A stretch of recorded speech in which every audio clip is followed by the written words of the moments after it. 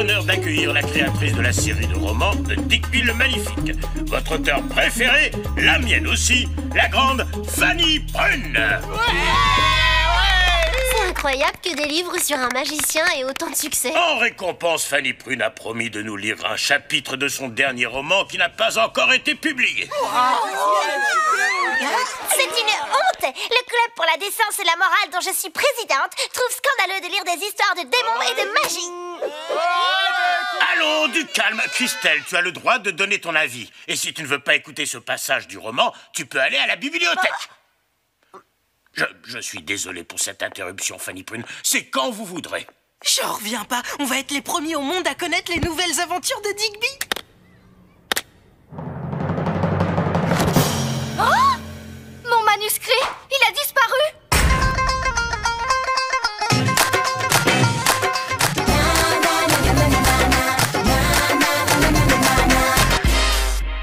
Oh là là! C'était mon unique copie! Quelqu'un me l'a volée! J'appelle la police immédiatement. Non, je ne veux pas que votre merveilleuse école ait des soucis. Je vais simplement prévenir mon éditeur que le roman ne sera pas publié. Mais j'ai promis de vous faire la lecture. Je vais donc vous lire un passage de mon dernier roman, Digby et le démon du panier repas, que j'ai apporté avec moi. Fanny Prune a peut-être dit qu'elle ne voulait pas que la police enquête, mais elle n'a pas dit qu'elle ne voulait pas le FBI. Ouais, on va retrouver le livre disparu. D'abord, on doit trouver le voleur. Qui voudrait empêcher la publication des aventures de Digby? Ça pourrait être quelqu'un qui ne supporte pas les romans de Fanny Prune. Quand je suis présidente, trouve scandaleux de lire des histoires de démons et de magie. Christelle! Si Christelle déteste autant ses romans, elle ne va pas se contenter d'en détruire un seul. Elle va essayer de tous les avoir. Oh, regarde à la bibliothèque!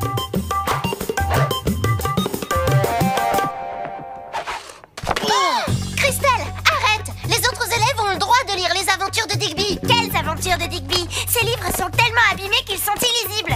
La bibliothécaire m'a demandé de les envoyer au centre de recyclage. Elle dit la vérité, ce ne sont pas les aventures de Digby. Bien sûr que je dis la vérité. Je suis la présidente du club pour la décence et la morale. Mais c'est toi qui as volé le manuscrit de Fanny Prune, avoue. Oh, certainement pas. Le vol est strictement interdit par le code de l'honneur de notre club. Vous voyez, il ne faut pas voler et aussi, il ne faut pas rôter, pas courir, pas sauter, pas embrasser et pas danser. Il faut qu'on inspecte la scène du crime. Avec la discrétion la plus totale. Hey, je vais bien. Digby ouvrit son panier repas et au lieu d'y trouver un sandwich jambon-fromage avec une tomate cerise en accompagnement, il trouva un démon maléfique suceur de sang avec 3 yeux, 4 griffes et du jus de tomate dégoulinant de ses crocs. T'as soif, Albert? Je voulais juste un souvenir pour mettre dans ma collection Fanny Prune. Regardez, j'ai déjà pris le mouchoir souvenir dans lequel elle s'est moussée tout à l'heure. Dégoûtant. Et tu n'aurais pas aussi pris son manuscrit en souvenir par hasard? Ah, bien sûr que non. Fanny est mon idole et Digby est mon héros favori. Je ne leur ferai jamais aucun mal. Alors ça ne t'ennuie pas de nous montrer ton casier? Je suis le plus grand fan de Digby du monde entier. Je suis la dernière personne qui empêcherait un de ses livres d'être publié. Je ne savais même pas que Fanny Prune serait au collège aujourd'hui. Ça a été un vrai choc de la voir ici en chair et en os. Ok, on te croit, Albert. Le coupable ne peut pas être un fan. Celui qui a volé le manuscrit l'a fait pour gagner de l'argent en le vendant au marché aux puces. Alors, on doit examiner la mallette pour trouver des indices. Mais comment mettre la main dessus? C'est dans un cas comme celui-là que la cape magique de Digby aurait été bien pratique. Oui, tu as raison, ça fera l'affaire. Sally, tu sais que cette cape est pas vraiment magique. Elle l'est bien assez, crois-moi. Tiens, enfile-la. Je me suis dit que vous voudriez un verre d'eau, mademoiselle Prune. Merci beaucoup. Digby, tu es magnifique, comme toujours. Waouh, ma cape est vraiment magique. C'est pas cette cape qui est magique, c'est moi et mes dons d'acteur. Les seules empreintes que je vois sont celles de Fanny Prune, les miennes, et d'après ma base de données, celles de Bob. Bien sûr, quand il s'agit de jouer de mauvais tours, Bob est toujours dans le coup. Il faut qu'on le retrouve. Et par le pouvoir d'Isis, je vous aiderai. Avec ma cape magique, mes lunettes magiques et ma baguette magique, aucun criminel ne pourra m'échapper. Et...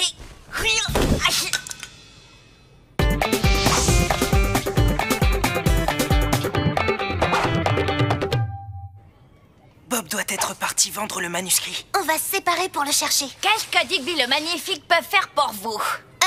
Je crois qu'il devrait prendre la mallette du pouvoir. Par le pouvoir d'Isis, je m'en occupe. Personne ne s'approchera de ce précieux trésor. Hé Bob, j'ai 2 mots à te dire. Albert, je veux dire, Digby, arrête-le. Ouais, je t'ai eu. Espèce de voleur de livres. Hé, pas moi.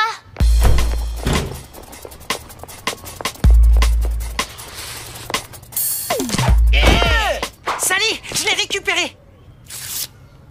C'est pas le manuscrit disparu. Le vrai manuscrit est écrit à la main sur un carnet. Ça, c'est un autre livre de Digby avec une fausse couverture. Digby est la retenue du malheur. Je l'ai lu au moins 6 fois déjà. À quoi tu joues, Bob? Ok, j'ai essayé de voler le manuscrit, mais quand j'ai ouvert la mallette de Fanny Prune, il avait déjà disparu et tout ce que j'ai trouvé, c'était son dernier roman. Celui qu'elle lit à la classe en ce moment. J'avais déjà promis à Tom de lui vendre le manuscrit, alors comme je l'ai pas trouvé, j'en ai fabriqué un bidon en collant une fausse couverture que j'ai dessinée moi-même sur un de mes vieux livres. Et tu croyais que j'allais pas remarquer? Arnaqueur, attends que je m'occupe de toi. Stop, pas de bagarre vous deux, Bob et Tom. Même si vous n'avez pas volé le manuscrit, vous avez voulu le faire. Et ça, c'est déjà extrêmement grave. Comme punition, vous allez trier tous les livres de la bibliothèque. Après, je vais vous voir tous les deux dans mon bureau. Oui, monsieur. Mais si c'est ni Bob, ni Christelle, ni Albert, alors qui a pu voler le manuscrit? Je sais qui est le voleur. C'est l'ennemi juré de Digby. Le terrible, le terrifiant Docteur Diablo. Il ne reculerait devant rien pour stopper le courage de Digby. Ça suffit, Albert. C'est une enquête sérieuse qu'on mène en ce moment. Le docteur Diablo n'existe pas. Et lui, alors, qui c'est?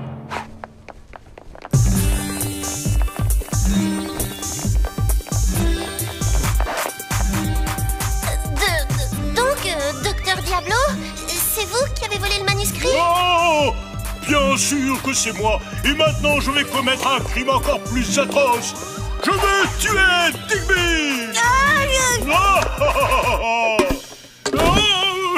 Le concierge? Eh oui, mais pourquoi vous êtes si brutaux? Après tout, ce n'est qu'un jeu, n'est-ce pas? Moi aussi, je suis fan de Digby. Je pensais que Fanny Prune trouverait amusant de voir le docteur Diablo travailler comme concierge dans le collège. Mais vous avez avoué le vol de son manuscrit tout à l'heure. Bien sûr, mais je croyais qu'on jouait la comédie, moi. D'abord, c'est quoi cette histoire de manuscrit volé? Ah, s'il ne sait pas pour le manuscrit, il ne peut pas l'avoir volé. Donc on n'a toujours pas de suspect. Une petite minute, peut-être qu'on tient le meilleur suspect depuis le début. Qu'est-ce que tu veux dire par là? Jusqu'à présent, tu as volé le verre de Fanny Prune, sans parler du mouchoir usagé, tu as laissé Bob s'échapper et tu nous as donné une fausse piste avec le docteur Diablo. Ouais, je crois que t'as raison, Sally. Allons voir ton casier à nouveau, maître Digby Albert. Non, s'il vous plaît, non! Vous ne trouverez rien là-dedans, je vous jure! Ah ouais, la dernière aventure de Digby par Fanny Prune. Rends-le-moi! Enfin, on tient le manuscrit. Et le coupable. Waouh, quel début spectaculaire. C'est sûrement le meilleur Digby qu'elle ait écrit. Tu penses vraiment à ce que tu dis? Parce que c'est moi qui l'ai écrit tout seul. Toi? Oui, j'en pouvais plus d'attendre que le prochain livre de Digby soit publié, alors j'ai décidé d'écrire mon propre roman pour m'amuser. J'ai même été jusqu'à écrire exactement de la même manière que Fanny Prune, en utilisant le même cahier et le même stylo, et en écrivant assis sur mon lit. Tu veux dire que le manuscrit volé devait avoir la même allure, la même taille et tout et tout? Bah oui, Fanny Prune se sert toujours de gros cahiers comme celui que vous avez dans les mains. Mais on sait qu'elle a apporté le roman, on l'a vu sortir de sa mallette. Mais le manuscrit et le roman ne peuvent pas tenir ensemble dans la mallette. Alors c'est impossible qu'elle ait apporté le manuscrit. Je vois pas pourquoi elle mentirait. Oui, c'est vrai. Je ne l'ai pas écrit. Je ne voulais pas que mon éditeur le sache. J'étais censée l'avoir terminé aujourd'hui, mais je n'ai même pas commencé. Je n'ai pas d'inspiration. Je ferais mieux de laisser tomber. Non, il ne faut jamais laisser tomber. Peut-être que ceci peut vous inspirer. C'est vraiment génial! Un début passionnant. Le style est excellent. Les idées sont originales. Qui a écrit ça? Je suis très impressionnée, jeune homme. Peut-être que toi et moi, on pourrait collaborer sur ce livre. Bien sûr, tu seras co-auteur et rémunéré pour ton travail. Et puis, il y aura les droits d'auteur, la célébrité, l'adaptation cinématographique.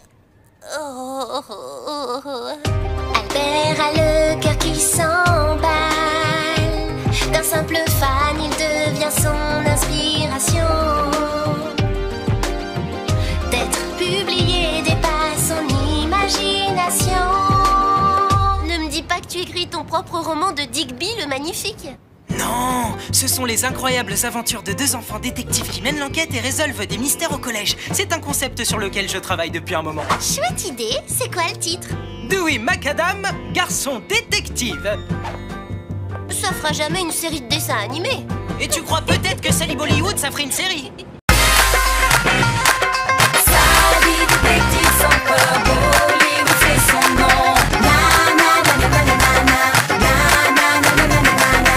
Sally c'est toujours vainqueur, Bollywood c'est son nom. Na na na na na na na na na na na na na. Sally.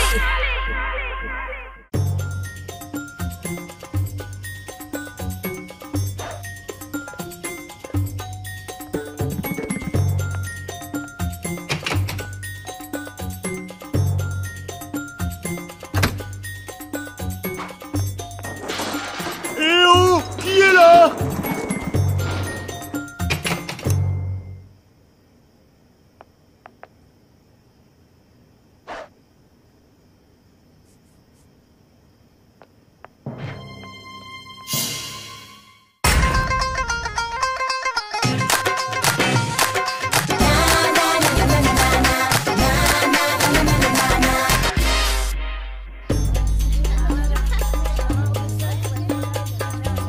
Super idée cette journée internationale, hein Dewey? Ça apprend la tolérance, l'amitié entre les peuples du monde et je peux surtout te voir en jupe. C'est un kilt. Ce tartan est dans ma famille depuis plus de 300 ans. Et tu l'as lavé depuis le temps? Oh, Dewey! S'il te plaît, je peux avoir un animal? Je te l'ai déjà dit, Stéphane, tu es trop jeune. Tu n'es pas encore assez responsable. Mais papa! Combien de fois je dois te le dire? Non! Écoute, si tu veux, je t'emmène au cirque. Il y a plein d'animaux là-bas. Oh cool, y a pas que nous qui sommes déguisés. Merci à tous d'avoir fait un effort pour la journée internationale. Le meilleur moyen de découvrir d'autres pays est de se confronter à leur culture. Et la première à nous parler de son pays d'origine est Irène. Ouais! Salut, ma famille vient de Grèce. Le pays a une histoire très ancienne et fait partie de l'Europe. Et voici le drapeau national de la Grèce. Madame Margipour, le drapeau n'est plus là? Il doit bien être quelque part par là. Mon drapeau aussi a été volé, le drapeau canadien! Voyons, calme-toi, Stéphane. Pourquoi quelqu'un volerait-il vos drapeaux? Parce que le drapeau du Canada est super beau! Moins beau que le drapeau allemand. Regarde ces belles couleurs. Je pense que le drapeau indonésien est mieux que les deux vôtres. Mon drapeau aussi a été volé, je vous rappelle, parce qu'il est splendide, bleu et blanc. Non, le mien est mieux! Ah, c'est le mien. C'est le mien, C'est le mien, je vous dis. Oh là là, quelle vilaine dispute! On frôle l'incident diplomatique international, les enfants! On pourrait essayer de retrouver les drapeaux pour pacifier la situation. Oh, ce serait vraiment merveilleux, Sally. Faites la paix, pas la guerre. Les amis, oui. Les conflits, non. Vous pouvez compter sur le SBI, Madame Margipour.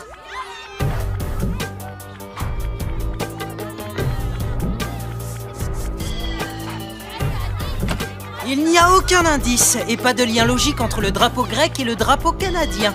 Peut-être que le voleur les prend les uns après les autres. Donc nous allons l'attraper quand il volera le prochain. Mais comment? Vous n'aurez qu'à amener les élèves en pause à la cafétéria. Ça laissera le temps au voleur de prendre le prochain drapeau. Pendant votre absence, je surveille la classe pour prendre le voleur en flagrant délit. Et moi, je vais rester avec notre classe pour voir si quelqu'un se comporte bizarrement.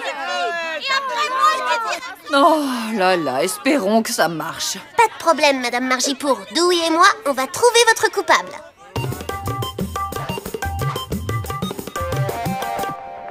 Quoi? Tu as perdu notre drapeau? Comment tu veux prendre soin d'un animal quand tu n'es même pas capable de garder un drapeau, hein?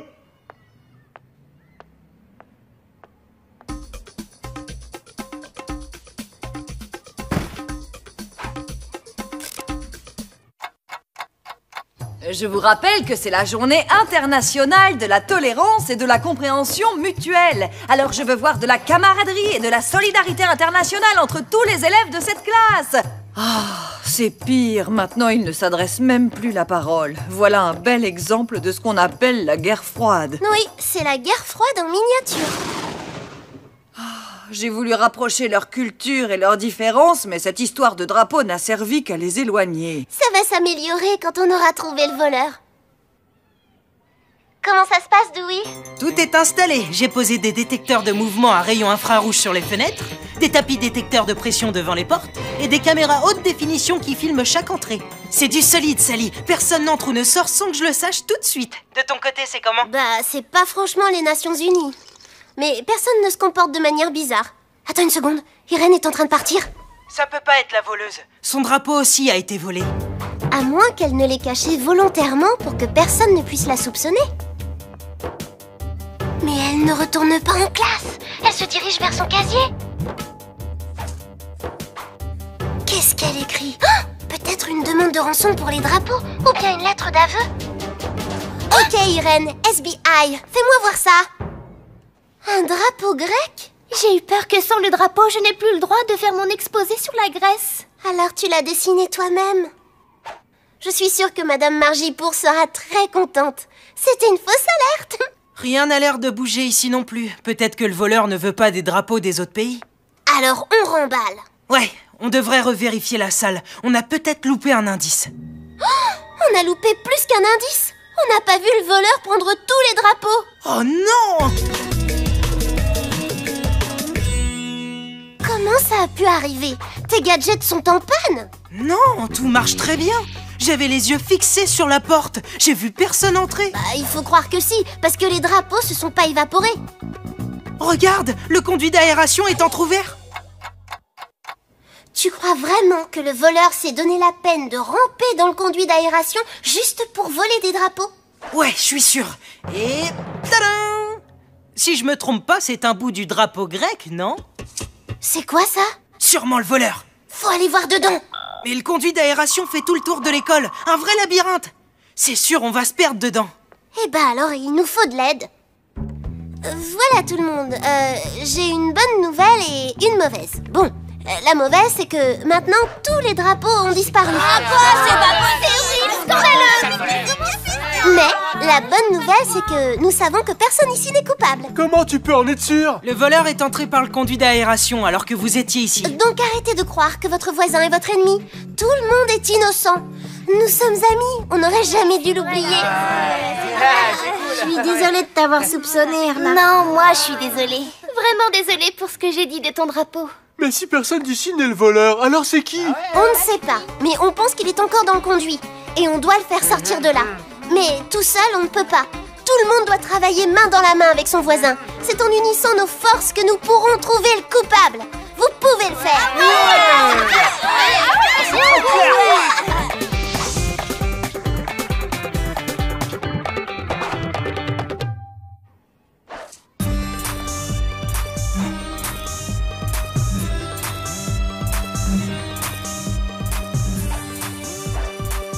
On est tous en place, c'est parti! Je ne suis pas sûre que tu doives entrer là-dedans. Elle a raison, ça c'est mon travail, Sally. Mais monsieur, vous ne pouvez pas entrer là-dedans. Il faut être très petit. Je suis grand. Tu dois me promettre d'être prudente une fois à l'intérieur, Sally. C'est promis. Et vous, soyez prêts à attraper le voleur quand il sortira. Tiens, enfile ce casque. Comme ça, on saura toujours où t'es. Je te donnerai les instructions. Tout le monde est en position. Vous entendez? Ça vient de là. Il se déplace en direction de la partie ouest, vers le labo de sciences. Terminé. Je prends un raccourci pour arriver la première. Ok, Sally, fais attention. Wesh! Oh! Je me rapproche du voleur. Ce sera plus très long.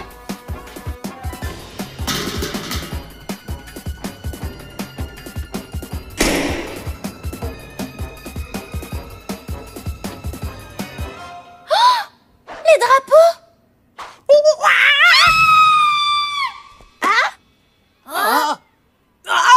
Sally, comment tu te sens? Mais alors, comment ça va? Il va bien? Jamais qui est le voleur. Un petit singe. Oh, il doit s'être échappé du cirque, je vais les appeler. Monsieur le concierge, attrapez-le. Ah, ok, mon petit bonhomme, pas de singerie avec moi.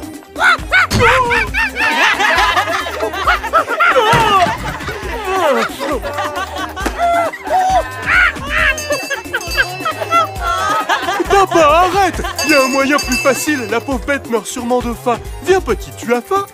Goûte ma pomme, ça vient direct du Canada. Voilà, ça c'est un gentil petit chouchou. J'ai eu le cirque, un singe s'est enfui il y a 4 jours. On le cherche partout. Ils arrivent pour le récupérer et ils sont très contents qu'on l'ait retrouvé. Beau travail, fiston, on dirait que je t'ai mal jugé. Tu te débrouilles bien avec les animaux. Ça veut dire que je peux avoir un animal? Eh oui, mais peut-être pas un singe. Mais enfin, qu'est-il arrivé au drapeau? Le petit singe les utilisait pour dormir. J'ai bien peur qu'ils soient en piteux état.